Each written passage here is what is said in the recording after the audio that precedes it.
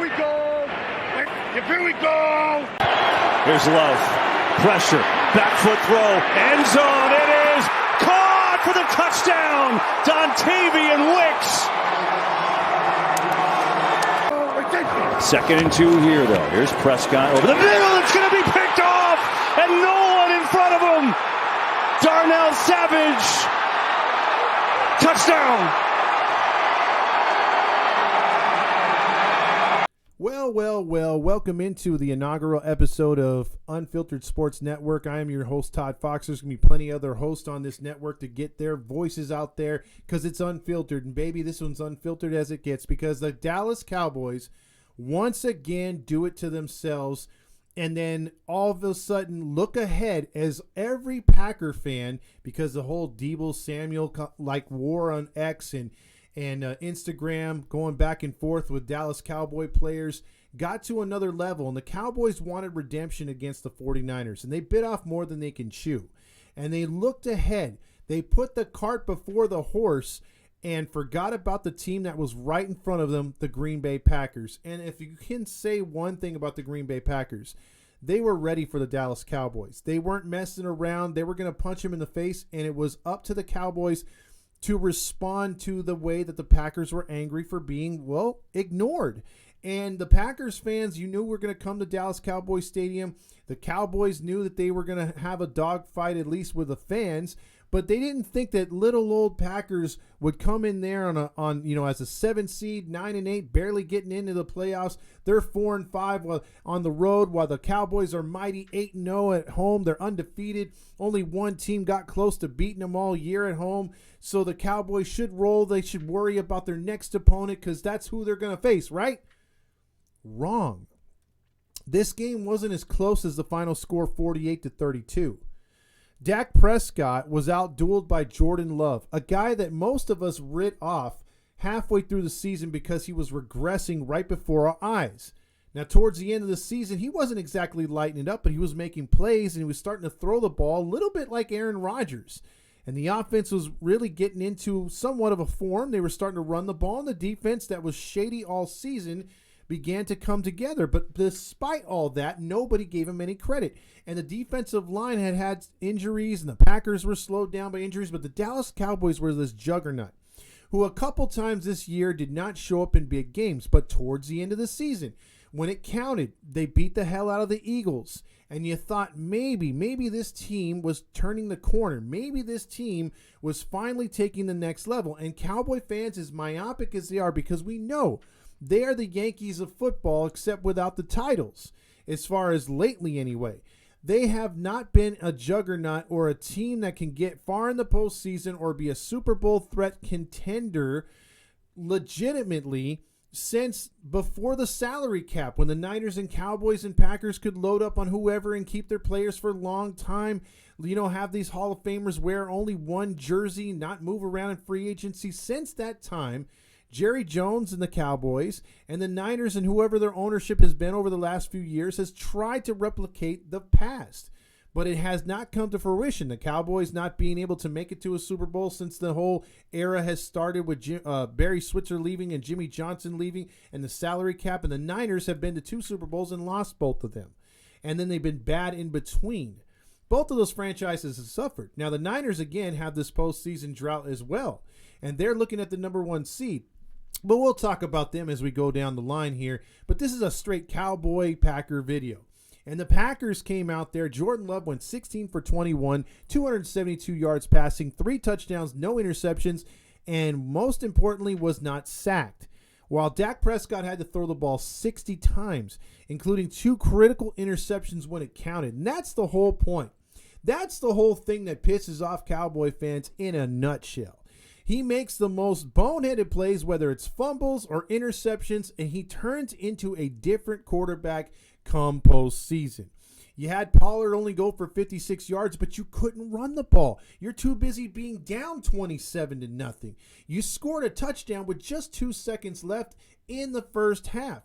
That interception return for a touchdown was just a kick in the freaking balls for Cowboy fans. And even being down 14-0 at home seemed like it was 38-0, or even down 7-0 You had to be clenching your butt cheeks if you're the Dallas Cowboys because of all the pressure. And you know what? This is why I'm making this video. You bring it on yourself. You put a target on your back. It used to be the Yankees. If we're going to go to another sport, we're going to look at the Yankees. They used to put a target on their back all the time, and they still kind of do. But the new New York most hated team in baseball is not from New York or the East Coast even. It's the Dodgers. And what have we seen from the Dodgers the last 10 years? They've put a missile on their back, like a huge target. And everyone wants to come after them come playoff time because it's like, oh, it's okay to do it through the regular season, but prove it to me when it counts. And the Dodgers, I don't care what any Dodger fan says, 2020 did not count. That was a shit year. And you know what? To me, they haven't won a World Series since '87. Can't do it in 1 in 62 or '88. Now, getting back to football, the Dallas Cowboys are that team now. They're the team that wants to proclaim itself America's team. They're the team that is always getting the media love. They're the team that always gets the hype, no matter what. We have to endure as football fans, whether you're in a small market like Tennessee, whether you're in a small market like Buffalo, you don't get the love. You know, Josh Allen's a dynamic player. Yeah, he turns the ball over, but the Bills are an exciting team. Browns, whatever. You want to go down the list? Fine. We're jealous as other teams in other markets because there's certain teams in the NFL that just get pushed. Even when the NFL Network came out and was more unbiased to the NFL and was not really focusing on just a handful of teams like ESPN and FS1, they've now gone that route as well. And you got Stephen A. Smith and all these other guys just pushing, Dallas, Dallas, Dallas. And it gets old to the regular fan that just wants to see a helping of maybe the Jacksonville Jaguars. What's going on with them? What's going on with the Seahawks? Who's going to be their coach? What's going on with this team or that team? A lot of these good teams get overshadowed. We're talking about the 10-1 Eagles. Well, where the hell are they now? They could be done by tomorrow or tonight, whenever you're watching this video. And the Dallas Cowboys come out there with all the freaking hype every single year. And this year, again, winning all these games, okay, looks great in the regular season, but now it's going to be turned over just like the Dodgers in baseball. I don't care if in baseball you win 148 games and lose the 14 games after that. Or you know, my math's probably wrong. Yeah, if you lose those games, who cares? You know, who cares? Because what it comes down to, what can you do in the postseason? And this is just another year where the Cowboys, again, they didn't get first round. You know, maybe they would have gotten a first round bye, or I think it might have went to Detroit. But the whole fact of the matter is, oh yeah, they would have got the first round bye if they would have had the 6 teams, right? And if Green Bay got in as a 6 seed, you would have had the 2 seed Dallas. Dallas would have had home field advantage. Then they would have played Green Bay at home or maybe somebody else.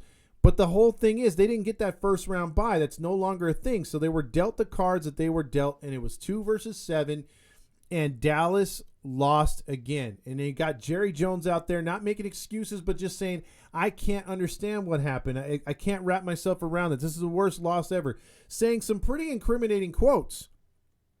But every year you put a target on your back. Every year. That's a high-profile job. Mike McCarthy should have known that. Dak Prescott knows that.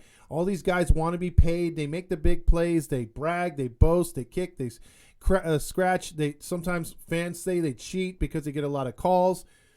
But when it comes down to it, if you let the refs handle a game, you get what you get, whether they side with you or not. And if you take one in the chin like they did with the Packers today with falling behind 2 touchdowns, you have to respond. And when you don't respond and you give a pick 6, you're pissing the game away. And the more pressure, I'm telling you, if Green Bay falls down 7-0 with the state that they have, the low expectations for them in the postseason, there's not that pressure to respond as much as it would be for the Dallas Cowboys. But the Dallas Cowboys put this intense pressure along with the media and their fans that just, it feels like the earth is coming down upon them. The sky is falling. They cannot keep it together. And look what happens. They unfold. They unravel. And that's what happened in this game too. Packers just, they put it to them. 48-32. And now what? Now what do you do from here? With a salary cap pretty high, you got to make some decisions. You're going to have to draft well. And again, Jerry Jones, for the most part, he claims to be the general manager, but he has an awful lot of help. And the people he's put in place have helped him make some good decisions. And the Cowboys have been relevant. But I think if you ask anyone outside Dallas that's not a jock sniffer to Dak Prescott, you'll realize that the Dallas Cowboys, it's time for a change. I think we saw it with Romo. Romo wasn't the answer. He put up some offense. But the thing is, to me, is whenever you need, when it comes down to it, a good quarterback will win you games no matter what. And the defense for the Cowboys wasn't as good as people thought it was this year.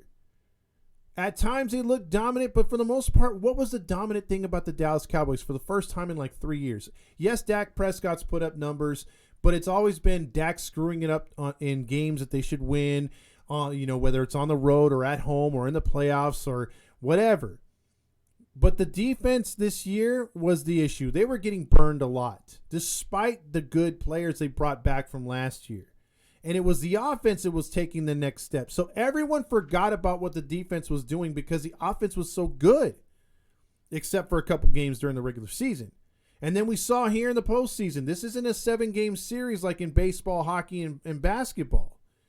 It's football. It's one or done. That's it. That's all you get. So if you lay an egg, that's why I never put faith in teams that have that kind of history.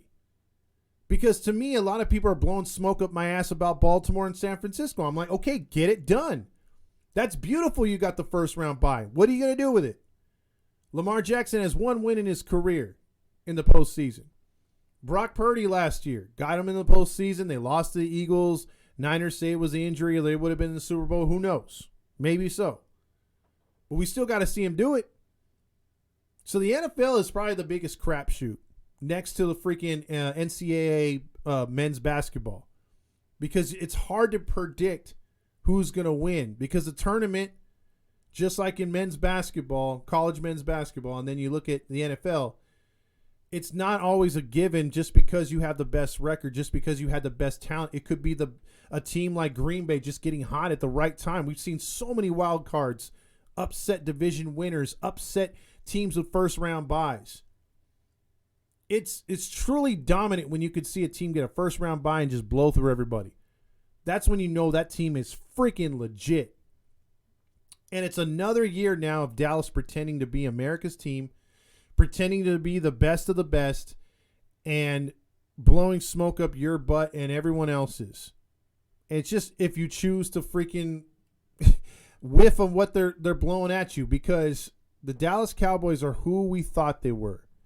A team that was going to make an early exit, and they didn't disappoint.